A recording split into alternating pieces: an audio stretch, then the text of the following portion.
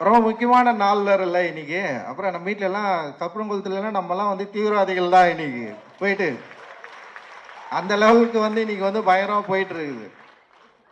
So yeah ரொம்ப தீவிரமான ஒரு காலகட்டத்தை நோக்கி இந்தியா நகர்ந்து கொண்டிருக்கிறது. நமக்கு தெரியாது இன்னும் 5 ஆண்டு 10 ஆண்டுகள்ல நம்ம எவ்வளவு மோசமான ஒரு இந்தியாவில் இருக்க போறோம் அப்படின்ற ஒரு பயம் வந்து நிச்சயமா இது வந்து உணர்த்து அப்படின்னு நான் நினைக்கிறேன். அந்த மாதிரி ஒரு பயமான ஒரு காலகட்டத்தில் என்ட்ராகிறதுக்கு முன்னாடி நம்மளை நம்ம சரி பண்ணுவதற்கு நம்முடைய மனதை பண்படுத்துவதற்கு நமக்குள்ள இருக்கிற இந்த மூளையில ஏற்றி வைத்திருக்கிற இந்த பிற்போக்குத்தனத்தையும் நமக்கு வந்து தினம் தினம் சொல்லி கொடுத்து கொண்டு இருக்கிற மதவாதத்தையும் வந்து நம்ம வந்து எரேஸ் பண்றதுக்கு நம்ம கிட்ட இருக்கிற டூலான ஆர்ட்டை நம்ம வந்து பயன்படுத்திட்டு இருக்கிறோம். இந்த ஆர்ட் வந்து டெஃபினட்டா மக்கள் கிட்ட வந்து போய் ஈஸியா ரீச் ஆகிற ஒரு ஒரு ஒரு என்ன சொல்ற ஒரு டூல் இது. இந்த டூல் வந்து மக்கள் மனதில் ரொம்ப ஃபோர்ஸ்ஃபுல்லா பண்ணிட்டு இருக்கிற இந்த பிற்போக்குத்தனத்தை இந்த ஆர்ட் வந்து சரி பண்ணும் அப்படின்னு சொல்லிட்டு நம்ம வந்து நம்புறோம். அந்த நம்பிக்கையோடு தான் இந்த ஆர்ட்டை வந்து நம்ம வந்து ஹேண்டில் பண்ணிட்டு இருக்கோம். அந்த நம்பிக்கையோடு தான் நம்ம வந்து ஒர்க் பண்ணிட்டு இருக்கோம்.